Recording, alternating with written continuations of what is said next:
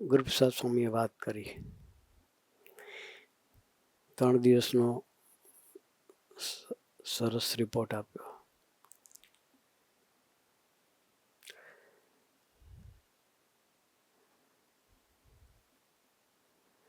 સરસ શિબિર ચાલી રહી છે. દર્શન કરી ખૂબ આનંદ થયો.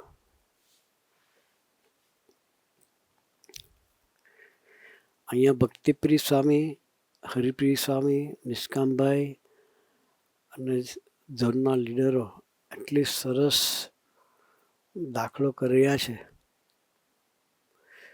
મિશન ડબલનું સહજ દર્શન થાય. સ્થાન નથી,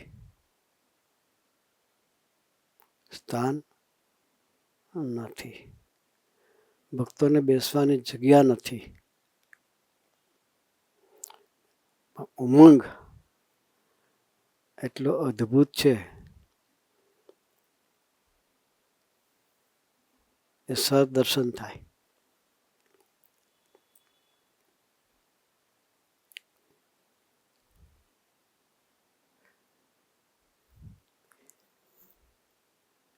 શિબિરો કરીએ છીએ કે જે કંઈ કરીએ એક જ વસ્તુ માટે આપણે કરીએ છીએ, આપણો નિષ્ઠાનો બેજ પાકો થાય. એકડો પાકો થાય એ ઇમ્પોર્ટન્ટ વસ્તુ છે.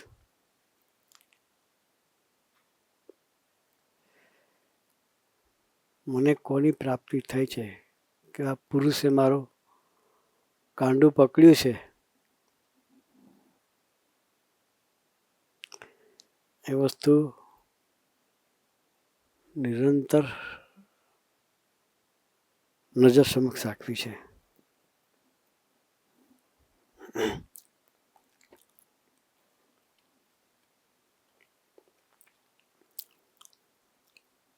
સ્વામીજીએ આપણને આપવામાં કંઈ બાકી નથી રાખ્યું.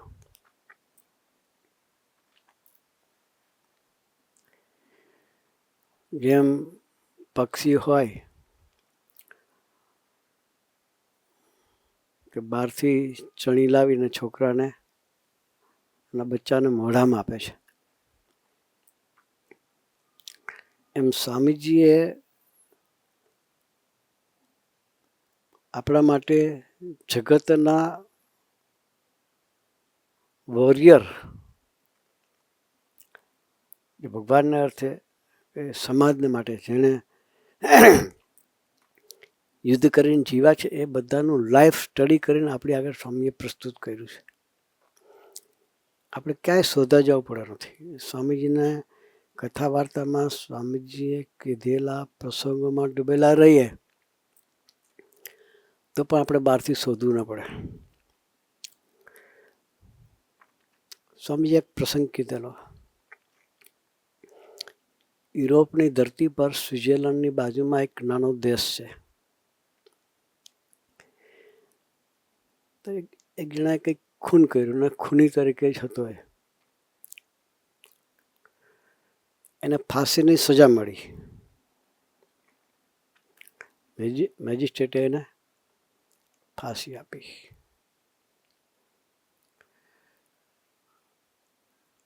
એટલે મનોવૈજ્ઞાનિક જે ડૉક્ટર્સ હતા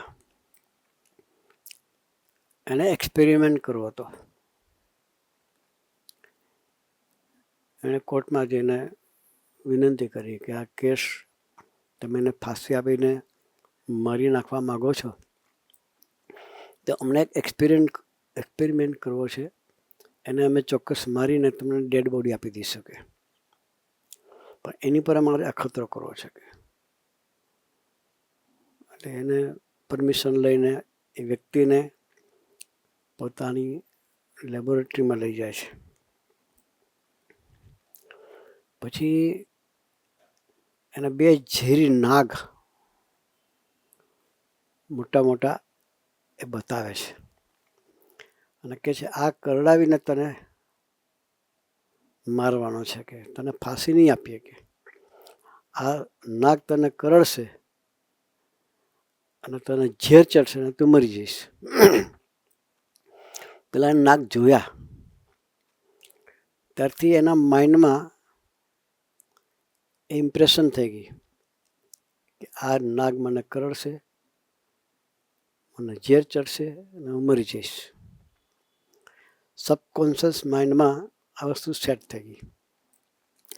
ક્યારે કરડાઈશું એ નક્કી નહીં કહે, કે ગમે ત્યારે કરડાવીએ કે નક્કી નહીં કહે, પણ તારું મોત આ નાગ કરડશે ને ઝેર ચડશે એનાથી થવાનું છે. પેલી વ્યક્તિને કવડીમાં બંધ કર્યો. પહેલા એના વિચારમાં જ રહ્યો કે મને નાગ કરડશે, ઝેર ચડશે અને હું મરી જઈશ. 2 દિવસ સુધી તો એને ઓરડીમાં રાખી મૂક્યો. માણસ થાકે, 2 દિવસ તો ઊંઘે ના આવે. આપણે બી એવું થાય તો આપણી ઊંઘ ઉડી જાય. પછી 3જે દિવસ ખુરશીમાં બેઠો બેઠો ઝોકા મારતો હતો. એ ટાઈમે પેલા મનોવૈજ્ઞાનિક ડૉક્ટર્સ જે હતા એણે ખાલી ટાંકણી મારી. શું માર્યું? ટાંકણી.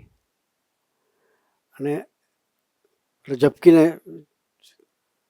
થયું કે મને સાપ કરડાયો, હવે હું મરી જઈશ, મને જે ચડશે હું મરી જઈશ. એના વિચારમાં એના આખા શરીરમાં પોઈઝન થઈ ગયું.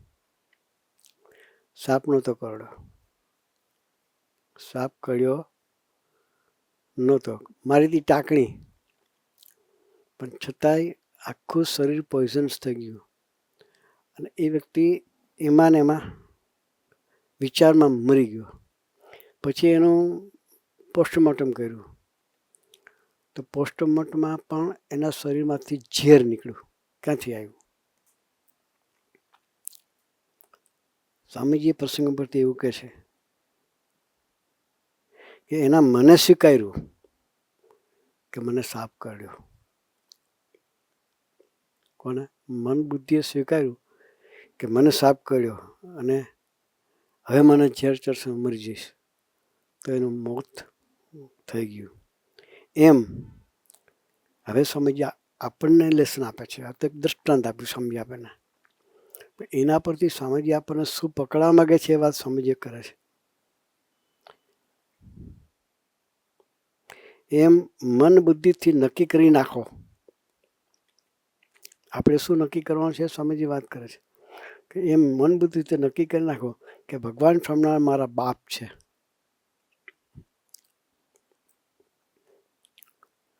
પ્રભુ મારા બાપ અને ભગવાનના પવિત્ર સંતો મારી માં છે.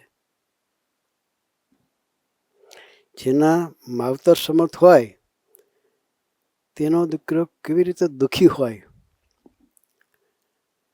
આપણને આપણા માવતરનો કેફ નથી. સ્વામીએ કહેવા માગે કે તમને જો તમારા માવતરનો કેફ હોય, તમારા સબકોન્શિયસ માઇન્ડમાં તમે ફિટ કર્યું હોય કે હું ભગવાનનો દીકરો છું.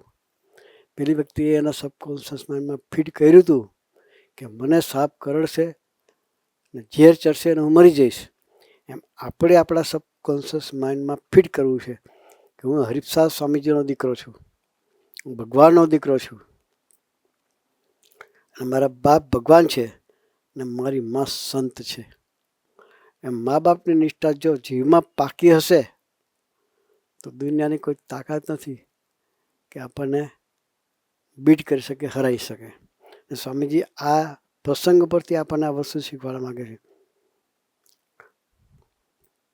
જેના માવતર સમત હોય તેનો દીકરો કેવી રીતે દુઃખી હોય. તો નિષ્ઠારૂપી ખીલી, નિષ્ઠારૂપી અમૃત, એનો આનંદ તમારા હૈયા વિશે સહજ હોવો જોઈએ. સ્વામીજી આપણને આ કરવા માગે છે.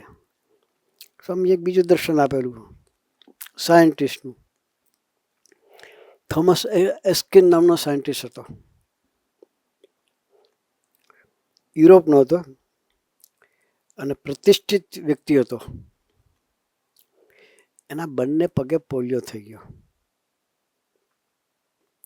પગ પતલા થઈ ગયા, ચાલી શકે એવી કન્ડિશન રહી નહીં.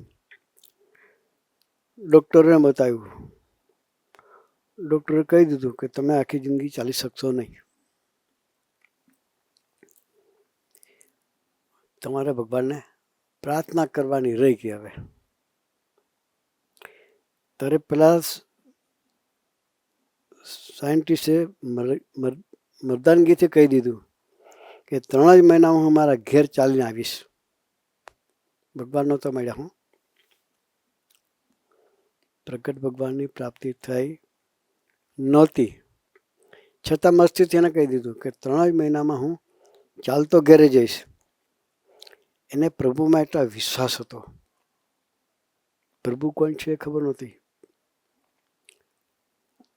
આપણને તો હરિપ્રસાદ સ્વામી મળ્યા, આપણું કાંડું પકડ્યું, આપણને ખબર છે કે આપણો બાપ કોણ છે. કોક પ્રભુની વાત છે આમાં. એને પ્રભુમાં કેટલો વિશ્વાસ હશે, કેટલી નિષ્ઠા હશે. પ્રભુ મારું ક્યારેય અહિત કરે નહીં. પછી એણે ભગવાનને એક અક્ષરે પ્રાર્થના કરી. હવે પ્રાર્થના કેમ કરવી એ સ્વામી દર્શન કરાશે કે હું તારો છું, કે મારા પગ તારા છે, મારી આંખ તારી છે, મારું આખું તંત્ર તારું છે. તું કુરાજી થાય એવું મારું જીવન નથી. આ એક વસ્તુ ઇમ્પોર્ટન્ટ વસ્તુ છે કે આપણા જીવનમાં આ વસ્તુ પાકી જોઈએ કે તું કુરાજી થાય એવું જીવન ના જોઈએ. એ જીવન હોય, એવું જીવન હોય કે ભગવાન રાજી કરવા સિવાય કોઈ ડેસ્ટિનેશન ના હોય, તો પછી આપણી પ્રાર્થના ભગવાન સાંભળે છે. અને એને પોતાનો વિશ્વાસ હતો કે મેં ભગવાન નારાજ થાય એવું ક્યારેય કર્યું નથી. એટલે એણે પ્રાર્થના કરી, તારી સેવા કરવા માટે તું મને બળ બુદ્ધિ ને શક્તિ ના આપું. એમ કરીને ભજન, વાંચન, ધૂન બધું શરૂ કર્યું. 2.5 મહિનામાં ટોટલ રિકવર થઈ ગયો. ચાલીને ઘેર ગયો.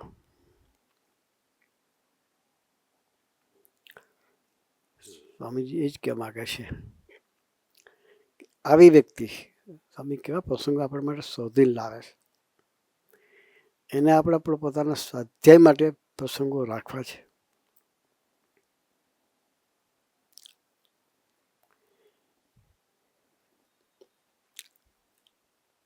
નાસ્તિક નથી રહેવું, સોરી, આસ્તિક રહેવું છે. ભક્તિ માર્ગના સેવકો ભેગા થયા છીએ. ભક્તિ કરવા માટે આપણે ધરતી પર આવ્યા છીએ અને રાજી કરવા માટે આવ્યા છે. ભક્તિ કેમ કરવી એનું પર સ્વામીએ દર્શન કરાવ્યું. વલ્ભાચાર્ય જે હતા એનો પ્રસંગ સ્વામી આપણને કહે છે કે વલ્ભાચાર્યજી રોડ ઉપરથી પસાર થતા હોય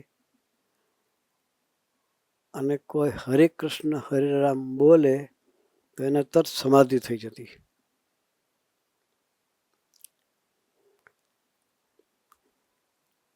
એટલે એ ભગવાનમાં ડૂબેલા હતા. એ પહેલી વખત શ્રીનાથજીની ધરતી પર જતા હતા. ક્યારેય શ્રીનાથજીના દર્શન નહોતા કર્યા. સ્વામી કે હું 3 વખત ચાલતો ગયો હતો શ્રીનાથજી. એ શ્રીનાથજીની વાત છે. તે પહેલી વખત જતા હતા અને એક જ આલોચ, મને મારા કૃષ્ણ પરમાત્માના દર્શન થશે.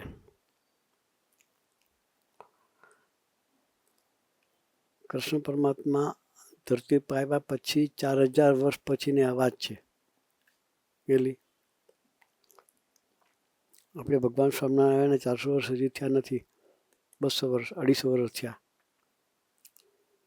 એટલા વર્ષ પછી પણ એક એવા આસ્તિક ભાવથી જીવતા હતા. એની સ્વામીજી વાત કરે છે. પહેલી વખત જાય છે.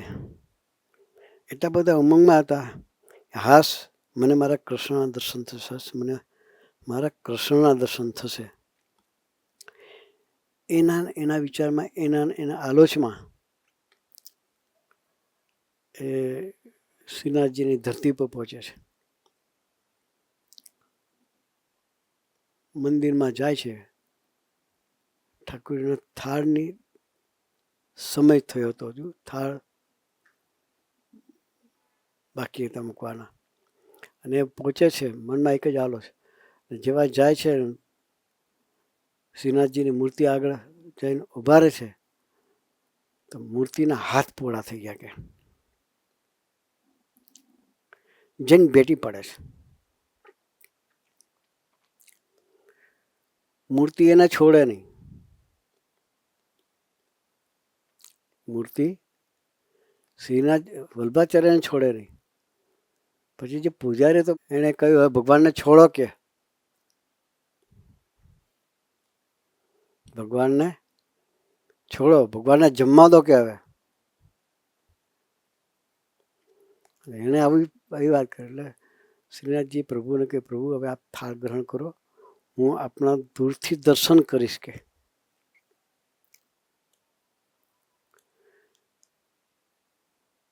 પછી પૂજારી વિચાર કરે છે કે આટલા વર્ષથી ભગવાનની પૂજા કરું છું, થાળ કરું છું, કોઈ દી ભગવાને મને દર્શન આપ્યા નથી કે મારા થાળ ગ્રહણ નથી કર્યા કે. ને આ વ્યક્તિ આવી અને ભગવાન એને ભેટી પડ્યા કે.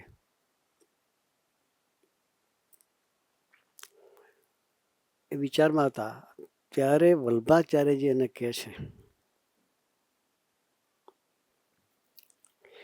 પૂજારી સંકલ્પ 10-10 વર્ષથી હું ઠાકોરજીને જમાડું છું પણ એકે વખત પ્રભુ મારો થાળ જીમા નથી અને આને બાથમાં લઈને ભેટી પડે છે કે એવો સંકલ્પ એને ઉઠ્યો. ત્યારે વલ્ભાચાર્યજી કહે આ પ્રભુ છે, આરસ નથી.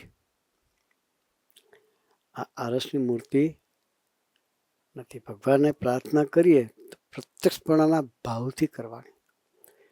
સવારે પૂજા કરતા હોઈએ તો પણ ક્યારે પૂજા પૂરી થાય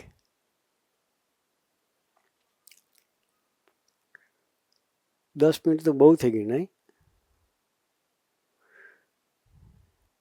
10 મિનિટ પૂજા થાય તો ઘણી થઈ ગઈ એવું આપણે માનીએ.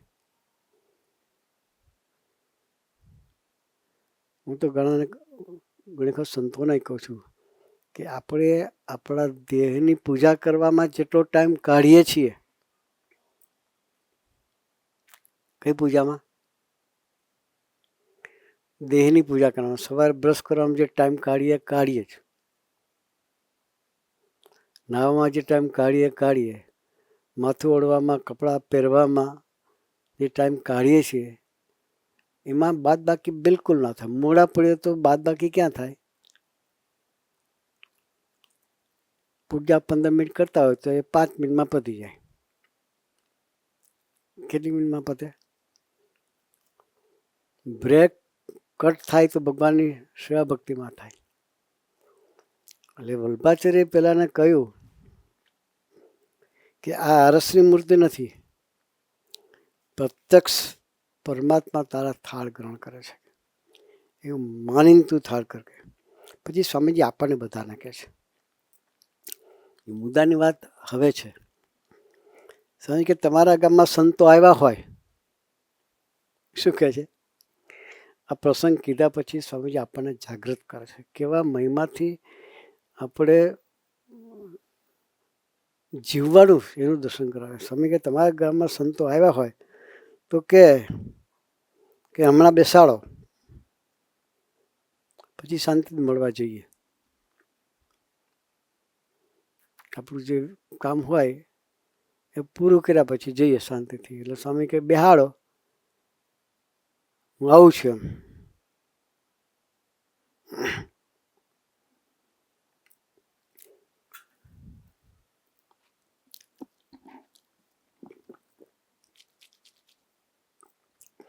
કે ઉમંગ હોવો જોઈએ.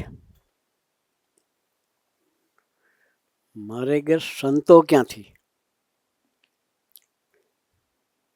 પ્રભુના ભાવથી દર્શન, સ્પર્શ, સેવા, સમાગમ કરવા જોઈએ. સ્વામીજી આપણને આ વલ્ભાચાર્યના પ્રસંગથી આ વસ્તુનું આપણને દર્શન કરાવે છે. અરસપરસ મહિમા હોવો જોઈએ. અમને તમારો મહિમા હોવો જોઈએ. ભક્તોની સેવા મળે તો અમારે પણ અમારા દેહ ભાવનું જતન ના થાય એનું અમારે કાળજી રાખવી પડે. તમારી સેવા મળે ત્યારે ઉમંગથી, મહિમાથી, ભક્તિથી સેવા કરી લેવી જોઈએ. અરસપરસ એકબીજાનો આવો મહિમા સમજીને આપણે રસરૂપ રહેવું છે. સ્વામીજી આપણને આજે પ્રસંગોનું દર્શન કરાવી આપણને આવા જાગૃત રાખવા માંગે છે. સંતોએ ભક્તોનો મહિમા સમજવાનો છે, ભક્તોએ સંતોનો મહિમા સમજવાનો છે.